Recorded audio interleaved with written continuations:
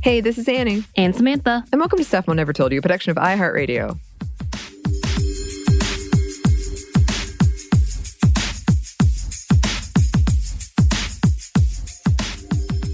And welcome to our monthly book club. Yes. Yay! I feel like it needs to be cheers with wine and all of that, but I don't have any of those things. But cheers. Cheers to that, right? And just a quick heads up, if you read the title before you clicked on to listen to this episode, you might already know there will be a lot of bleeps for this episode as we are kid-friendly. You may not want to. This is ironic because you may not want to listen to this in front of your kids. You may, however you feel. Because this is we are talking about a not really children's book. Mm-hmm.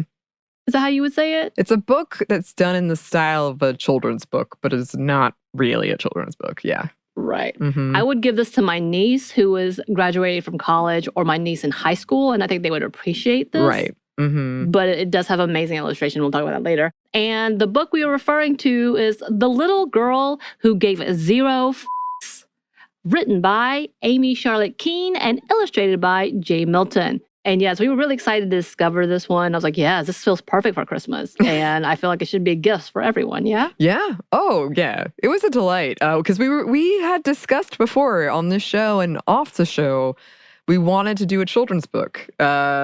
We want to keep this kind of like, not limited to a certain type of book, whether that's comics or children's book or whatever.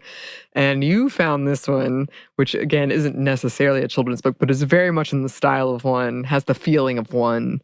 Yes. And we were very, very excited about it. I do also think this is going to break our record for most bleeps in a podcast, but I could be wrong. So we're sorry ahead of time if that bothers you.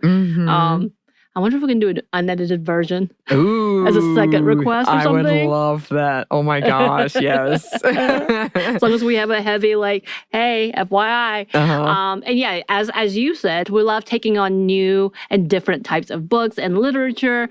And yeah, this seemed perfect for us and for our show. And since it's a short book, which by the way is all written in rhyme, and she has a poetry book as well. If y'all are interested, go look her up. We thought we would present this episode a bit differently. Instead of doing the usual summary and then coming back with the themes, we wanted to go ahead and talk about all the themes along with some of the wonderful stanzas in the book. Is that what we call them, stanzas? Verses? I will go with it, yeah. I'm sure there's somebody who studied Shakespeare that's like, this is not what you mean. Prose. Is it prose? I don't know. Yeah, but first, for some context and background of this book, in a Q&A with Kean, she explained where her idea for this book came from. And she said, years ago, a more senior female at an agency I worked for said to me, you have two options. You can be yourself or you can progress in your career. And I've never forgotten it and know so many people who've been told similar. Being a woman in marketing is tricky because there's so much personal critique. You're too loud, too enthusiastic, too informal, too emotional, too nice, too hard on people, too overpowering, not enough gravitas, too much cleavage, close too frumpy, the amount of times I've heard people say about stern female bosses, oh, she just needs a good shag. What's worse is this is often women talking about other women. We forged strict templates and regulate each other's behavior in a way that men don't. The book is the fruit of my frustrations and encourages women to be themselves no matter what, personally and professionally. It's about how we support each other more, and we don't always have to agree, but we can stop pushing other women down as we clamber for the spotlight. There's room for all of us to succeed and for a multitude of diverse, powerful characters. Yeah, and she talks about, coming out of the marketing world, doing all of these things. This, by the way, was published through Unbound Books, which she did through crowdsourcing, and apparently met her goal very quickly, and is a bestseller. People were pretty shocked. They're like, this is not going to be successful. She's like, oh, watch me. Yeah. And it has. Yeah, I mean, don't underestimate the power of a title like that. Draws you. We were immediately like, what is this? Yes. And Kean continued on saying she sees the book as, quote, an ode to everyday bravery, and being true to yourself is brave. I love this quote from American feminist Gloria Steinem. Any woman who chooses to behave like a full human being should be warned that the armies of the status quo will treat her as something of a dirty joke. She will need sisterhood. But sisterhood is not a clique or a privileged little industry society that women are invited to join. It refers to our behaviors as a social group. We'll never be truly equal unless we accept and take responsibility for the sometimes subtle role we play in allowing inequality to thrive. Yeah. So we love that. We do. Yes. And again, there's so many bleeps. There. Yep. Strap in. Yeah, let's begin. So in the book, we follow along Elodie Rose and her journey to be herself. We are introduced to the book with this quote, "This is the story of a brave young girl called Elodie Rose who on one completely average morning decides to change the world and keep her in her basket all day. You're confused. What are you ask? It is quite simple. Are her blues, esteems, her happies, and wonderful thoughts that sit in her basket. That sit in all girls' baskets, and all girls must give these away to any people who make them sad or angry or tell them off for being too loud. With a spring in her step and a buzz in her brain, Elodie Rose decides to see what happens if those stay where they are." Yes. All right. So, yeah, let's start our journey with Elodie Rose. Elodie Rose woke up ready to change the world. So here is a stanza, and we'll talk about this. Elodie Rose was a girl on a mission in a town where girls act like obedient kittens, sing soft the same tune and dance the neat same jig, wear the same flowery dress and pretty blonde wigs. But Elodie Rose vowed to change the old world, but Elodie Rose isn't like other girls. So obviously we're going to start with a bang. She wakes up with some sass, as we would like to say, and ready to go to change the world. Mm-hmm. Yeah, and kind of a clear, like, almost confusion about why is the world this way? Why do I have to be this way? Like, questioning. Yes. Mm-hmm. Questioning. Yes, and we are introduced to the What are they, you might ask? Well, here is a quote. "Fluffy or bouncy are filled with slime. Have existed since day one of time. Unparalleled energy runs through their veins. Lively, curious creatures each basket contains. As unique as the way your own tongue says your name, no two people's are ever the same." I love it. I get rhyming schemes draw me in. They really do. They really do. Me too. I love it. Yes. And the descriptions. Yes. Is fantastic in here. Yes. And the imagery is great compared side by side. Very, very good. And these are something all girls carry in their baskets. And usually by the end of the day, they will have given them all away. Oh. That was my rhyme. You're welcome. You tricked me. It was like a trap you laid for me. All right. Yes. And yeah, that's the thing. It's like, oh, will they give them all away? Haven't they given them all away? We'll see.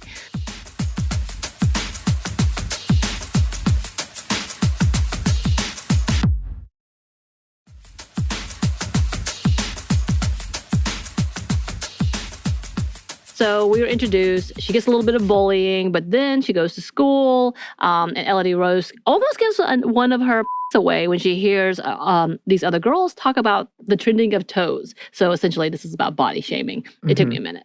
So here's this verse. "What peculiar statements thought Elodie Rose, who gazed at these girls and then at her own toes? Were they fat? Were they thin? Clinically obese? Were they filled with pure lard, just like overfed geese? Fingers reached for a at the heft of her hooves, unwillingly dampened by insecure youths. But clowns have big toes, and they all have a ball, and rhinoceroses care little for toe sizes at all. All these beauties with big paws, completely content. If I hate both my feet, then my will be spent. And as long as they'll get me from A to B, my basket stays full of my and my heart remains free."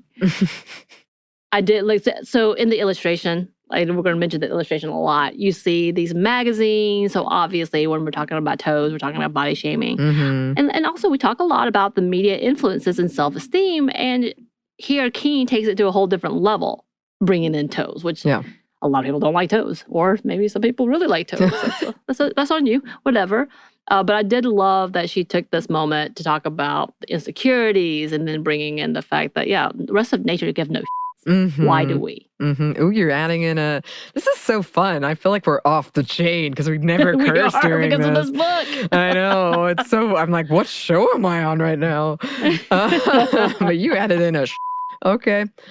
I do love this. I know I've told this story before, but I was, I think in high school, like early high school, and a friend of mine found out that I didn't tweeze my eyebrows. And she acted like, oh, what are you doing? This is the end of the world. And it wasn't a thing I thought about. It wasn't like an insecurity I had. And then it became like, oh, I've been walking around like this. I've got to go fix it. Like it, changes your whole, when you're young, especially like hearing these messages from the media, from your friends, people around you, they do really, really stick with you. And I love how in this, it's put as like, I only have so many I can't. I can't with this one. I can't spend them all. Yeah, exactly. There's too many. Exactly. Not for this one. And then there is, moving on, this pressure by boys or society to let boys touch or push you into uncomfortable positions. So here's a quote. Her ears could suck all the bad words and noise or ignore the lame things spat by insecure boys. Those stayed in her basket, a wonderful thing. Feeling taller than ever, she started to sing. If a boy is mean or acts too keen, or jealousy makes him turn bright green, it's very important not to give him one of your because are the most important thing a little girl's got. Mm-hmm. But yeah, so we kind of just read in this small bit, but in this whole conversation, it's this dude who literally just thinks that he can do this, and all the other girls let him, and she's held hands. Of course, it's very like benign types of things, but it's still uncomfortable. Mm-hmm. But like he's like, you held all the other boys' hands, why won't you hold mine? As if she owed him something, and she almost thought about it, and then she took it back. She was like, nah, bruh, nah. And we love to see it. And he was angry and called her a toad. Yep. That little verse is really cute too. So you should go back. If you haven't, you should be getting this book. But yes, but I thought that was fantastic. I was like, this is a great analogy of a lot of young girls not understanding you don't have to be this. Yeah, and a great way of, because we've talked about so much, as young girls, a lot of us are taught our worth is in our desirability of men, like the male gaze. Right. And if we're pretty and if they pay us attention, even if it's like the worst kind of attention, then that's a good thing. It means I'm desired. It means I have worth, and how damaging and horrible that is, and how it contributes to so much heartbreak and hurt and rape culture at large. So yeah, it is very much when you're a young girl. I remember once I think I was like pretty young. And already, like, this kid, like, kissed me in the playground, and then I pulled away, and we were, like, 8 or 9, and he immediately was like, I've seen you with all the other boys. There were no other boys. Like, you, like, did this all... Right. Yeah. It's so gross. It is. And though Elodie Rose felt good at that moment, seeing other girls giving their so freely made her sad. So she says, 1 million small girls all standing in tears, crushing their hopes and expanding their fears. When you're stuck in the swamp, all you see is the muck where they taught one another to give all their So I thought it was really interesting. And of course, like we've talked about supporting women, and yeah, there's a lot of backbiting, but it really doesn't have to be that way. And not perpetuating that.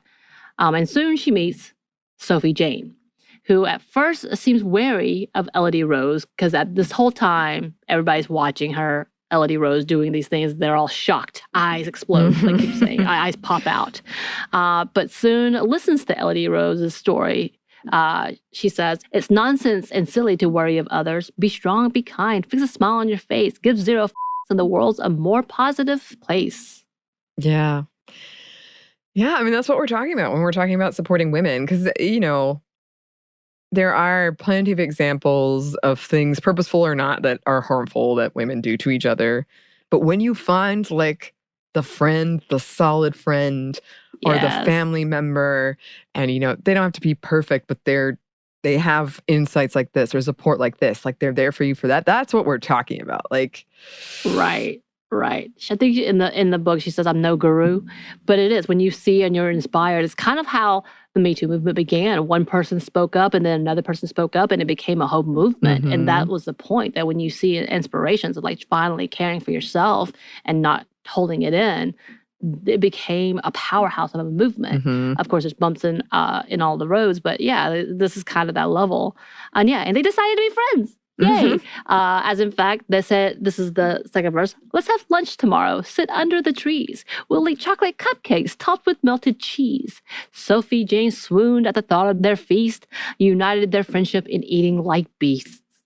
Perfect. Which I'm not going to lie, melted cheese on cupcake does not sound good unless you're talking about cream cheese, I guess. I think there could be some ways. There could be some ways. Okay. But I like the... I'll take your word for it. Yeah, the kind of like, ooh, we can do this, which feels kind of like... But there's no boundaries. That's what they're saying. Yeah, exactly. Like, it's not the normal thing, but we can do it. It doesn't matter. We're not going to give our because we like it. We want to do it. I love it. Could eat cupcakes with melted cheese. I think you and I have really shown our hand about like one of our very favorite things is just friendships between women. Like in the media, we're like, yes. It makes me cry. I love it. I do too. So, upon returning home, Elodie Rose was anxious, thinking her mother may disapprove and think that she was weird, but was surprised when her mother told her of her own experiences and how she was so proud of her. I loved this part. Here's a quote. If an enemy tells you how to feel or judges when you eat a meal, they crave your thunder, swipe and steal, give zero f***s, like no big deal. The sun shines to make us warm as toast, so say f***s for those who need it most. Look to those who have no voice, born without riches and live without choice. Think of those who need support, act as kindly as you've been taught. Yes. Yeah. Yeah, and in that story, I know we skipped over, but the mother talks about how she had to give them all away and that she just was so sad and loves seeing that she's able to do this and is so proud that she's standing up for herself in this. So it was really sweet. It was really sweet because we've just been primed to expect like the drama of you're disowned, get out, and these kind of stories. But it was so nice when Elodie Rose was worried and her mom was like, oh no, I'm so proud of you and here's my experience. And I do like that intergenerational support, but also like learn from me and then grow from that. Like which is something we talk about all the time too. Right. And the do this, do more, and be beyond me, which we love to see. We want to see people grow. And with her spirits high, Elodie Rose went to bed to be visited by rebels before her. And in this, it says, a woman appeared saying, you gave zero f***. What a wonderful day. I'll tell you a story about me if I may. Once upon a time, I was a young girl like you with so many things I wanted to do. My friend and I, such lies ahead of us, being inspired by being rebellious. She told Elodie Rose of the witch trials and how men, quote, driven by desire, tortured and murdered them for being different or not sticking to societal norms. And the woman continued with her story. Dear Elodie Rose, this happened to me. I was loud and different and longed to be free, had mischievous thoughts, refused to marry. It made some men around me wary. I was tried and tested, branded a witch, burned on a heap and dumped in a ditch. I was like, wow, that's damn. That was like, I was expecting a certain thing when it came to this book. And this wasn't necessarily a surprise, but it was one of like the hardest, like sharp turns of like, oh, we went there. We're talking about the witch trials and a woman being burned and left for dead. Okay. Got you. And the woman spoke their warnings, and there were many women that came around. So in the book, it's not just her. And you see like a congregation of wronged women who were rebellious and so therefore were punished. And the women spoke their warnings and hopes and asked for her to stand up for those from the past and for, quote, the girls through the ages. And I thought that was really, it really was like, and in the book, literally it goes dark because she's dreaming, but you're like, what? Yeah. What just happened? It was such a cool, like, artistic tool because I had to lean in closer to the book. Is this it? Oh, it's on purpose. I got you. Yeah. And they did a good job. And like, as you see, and we don't mention it here in any of it, but like they talk about the buzz of being free and the terror and the anxiety, but then realizing that it's a newness and that being new.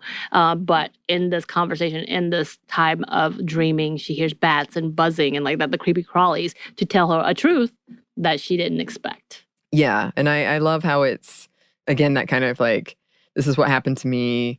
Build on this. It's not fear-mongery. It's scary. No. But it's not meant to like scare her into giving zero. Right. It's to inspire. Yes. I love it. And soon she dreamed of possibilities for the future of all girls. Here's a quote: "Resolve to make these dreams come true, though ridiculous as your ideas may sound. Big things start from one thought profound. Like the volcano knows it's meant to rise, possibilities explode for a girl who tries." Yeah. That's where we would like to be. Yeah, and it's so sweet because there are these big, big ideas in it. There's a constant theme of like speaking up for others, being supportive, all that stuff. But it's also a lot of it's a celebrating of small connections too, like of the friendship or her connection with her mom. I love that. I love that it's like these big things, but also these small things. Right.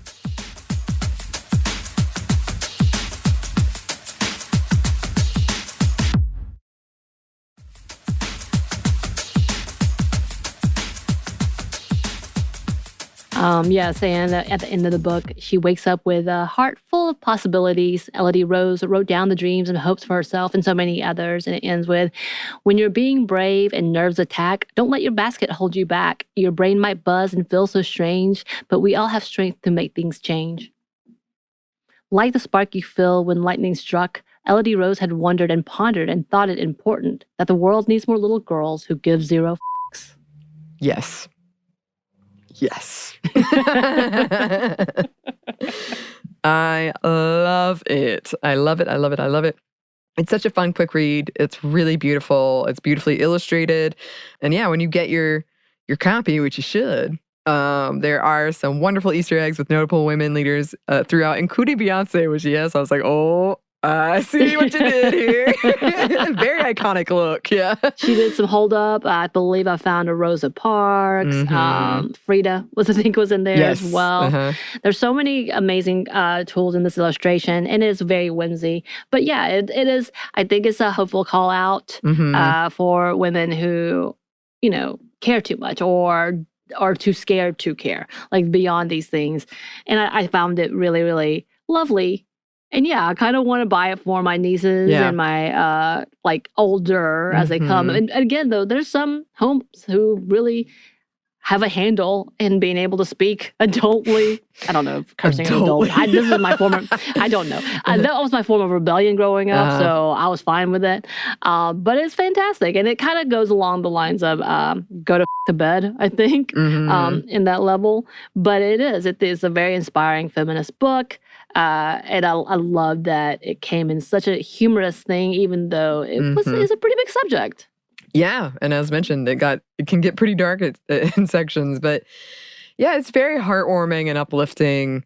And it was one of those, usually when we do these book clubs, I usually get the digital copy, but this was one of the times where I was like, I think I want the physical. Yeah. I think I want this to own this and look at the images. So I had downloaded it on Audible as well as went ahead and ordered it. I was like, yeah, I'm gonna need this copy, I think. Yeah, me too. I think I might get it. And I believe the author is Kean, is a writer from the UK, I think from London. I'm not really sure. So loved her perspective. There's some interviews where she does more prose, talking about why does it have so many and she said it's just words and sometimes you need to express it that way. Loved all of that. And then when she talks about why she writes books, she said it's to command a little more people's time than 5 minutes. I have a lot to say and I want to sit on their shelves. I want to wink at them from coffee table when they're feeling low and odd and need a bit of reassurance. I thought that was cute. This is off of her website, amycharlottekean.co.uk. And yeah, on here she has some poetry. House of Weeds, I believe, is one with some fantastic drawings as well. The Little Girl Who Gave Zero F***. You can see a little preview of that book. And then apparently she has another one, You Will Change the World. I'm sure of it because you changed mine. So I don't know if that's up and coming or if it's already been published. But she's got a few out there and little cute drawings on that as well. And you can find her on Instagram and Twitter. So there you go. But yeah, loved it. How did you feel about this? I loved it too. It was such a fun thing. And I was thinking about, I'm such a nerd for words and history of words and wanted to catch on. But I was thinking about in giving it this title, I mean, it's very eye-catching, obviously. But we've talked about that before where it's not, cursing is not expected for women, but especially like children. So I liked that too, that even with that, you're like, okay, this is about kind of breaking away from these expectations that young girls and women have on them, societally placed. But no, it was super cute. I loved the illustrations. I thought it was so fun. It was we wanted a book like that. We found it. It was perfect. Right. I think it felt perfect for the holidays as we are trying to put a lot of things together. It's been pretty overwhelming with a lot of things happening. We just finished the election. Yeah. Woo! Yeah. But having something that was a good read, that was entertaining, that was uplifting, that was humorous, it was perfect. And yeah, again, like I said, I think it's a great little gift. I think I would buy it for people. Oh, yeah. Great gift. I mean, like, again, the title alone, I think when somebody opens it up, they'll chuckle. They'll be like, oh, right. What is this? Oh, yeah. Like, the reviews are pretty much all 5 stars because people know exactly what they want and they get and they love it. Yeah, yeah. I really, really loved it because it's so, we've talked about it all the time here, but it can get pretty dark when you're a feminist podcast talking about things. And this didn't shy away from the bad things, but it made it very hopeful and uplifting. So it was nice. It was a nice change of pace for us. It was a good change of pace. So not that she's going to ever hear, but if you do, Amy Charlotte Kean, thank you for such an amazing book. We are very glad we found it. Yes, we are. And as always, listeners, check it out if you haven't already. And if you have any recommendations for our next book club, you can email us. Our email is stephanieandmomstuff@iheartmedia.com. You can find us on Twitter @momstuffpodcast or on Instagram @stuffwhatevertold you. Thanks as always to our super producer, Christina. Thank you, and we're so sorry we made you do all that work. Yeah, a lot of bleeping. Sorry about that. And thanks to you for listening, and we're also sorry. Stuff I Never Told You is a production of iHeartRadio. For more podcasts from iHeartRadio, you can check out the iHeartRadio app, Apple Podcasts, or wherever you listen to your favorite shows.